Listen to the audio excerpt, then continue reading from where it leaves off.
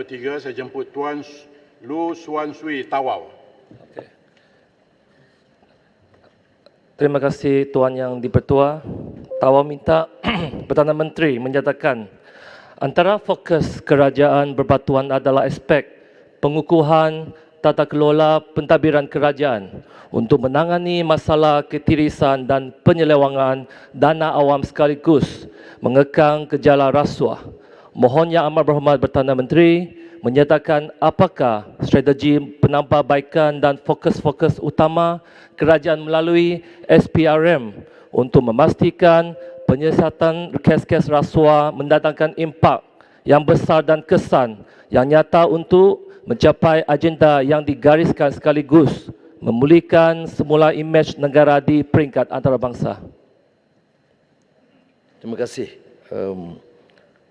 Penumpuan SPRM sekarang ialah rasuah yang berskala besar.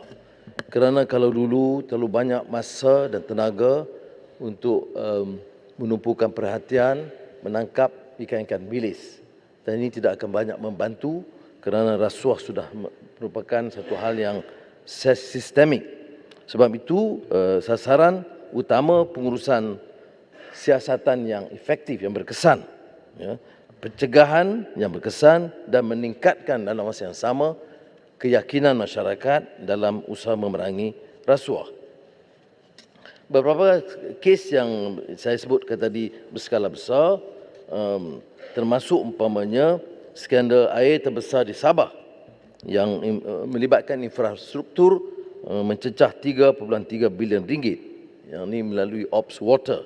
Setakat ini aset recovery 63 juta ringgit dan kes masih di mahkamah. Keduanya sindiket Bitcoin mencuri bekalan elektrik dengan kerugian sehingga 2.3 bilion ringgit bagi tempoh 2018 hingga 2021 melalui Ops Power.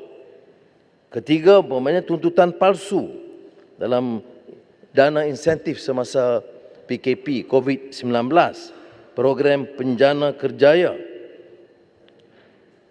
Ini digunakan melalui Ops Hire dan telah diselamatkan 426 juta ringgit. Kemudian sindiket pengurangan saman trafik yang juga melibatkan kelompok-kelompok dalam sindiket satu kartel seperti mana yang terdapat dalam JPJ baru-baru ini yang mencecah jutaan ringgit. Jadi saya percaya penumpuan kepada skala besar itu yang telah dijalankan dan sedang dijalankan akan memastikan bahawa rakyat dan pejabat awam dan pimpinan politik bahawa SPRM lebih agresif seperti mana yang dititah dalam titah diraja semalam. Saya tahu. Ulangan, Tuan Speaker. Ya, ada soalan tambahan. Tawa. Okey. Terima kasih Tuan Yang di-Pertua. Izinkan saya mengucapkan terima kasih atas jawapan yang diberikan Yang Amat Berhormat Tambun. Soalan tambahan saya Tuan Yang di-Pertua, apakah tindakan susulan kerajaan berhubung cadangan pengubalan undang-undang berkaitan bertanaan politik, apakah ia akan diusahakan dalam masa yang terdekat ini? Terima kasih. Kita telah memberikan penjelasan dan ada komitmen untuk meneruskan, tetapi masih di peringkat awal setelah kita lihat laporan-laporan yang dikemukakan, dan saya percaya jabatan-jabatan berkenaan akan meneliti bukan saja SPRM tapi juga ahli-ahli parti-parti politik sebelum ia dikemukakan kepada jawatankuasa pilihan. Terima kasih. Soalan tambahan. Ulangan. Masjid Tanah. Okey, Masjid Tanah. Terima kasih Tan Sri Datuk Sri Speaker.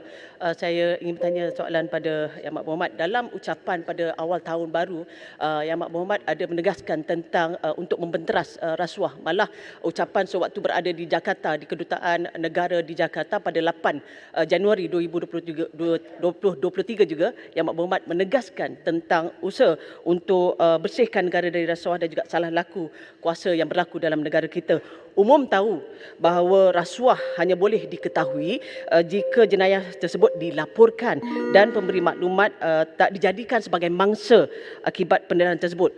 Walaupun di bawah Seksyen 71A Akta Perlindungan Pemberi Maklumat APPM 2010 memberikan perlindungan kepada pemberi maklumat, acap kali berlaku pemberi maklumat terutamanya maklumat sulit melibatkan salah laku, penyalahgunaan kuasa dan sebagainya diancam. Dan soalan saya nak terus pada soalan saya.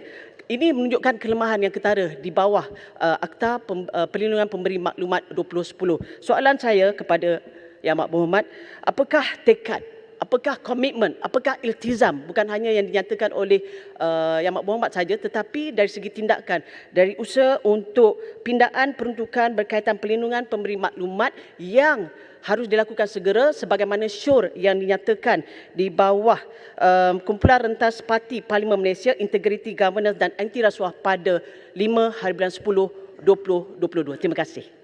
Silakan. Terima kasih. Memang saya setuju dengan gesaan Yang Berhormat kerana di antara arahan awal saya ialah kerana ramai yang memberi maklumat itu merasa mereka tidak selamat kerana mendapat tekanan termasuk beberapa penjawat awam.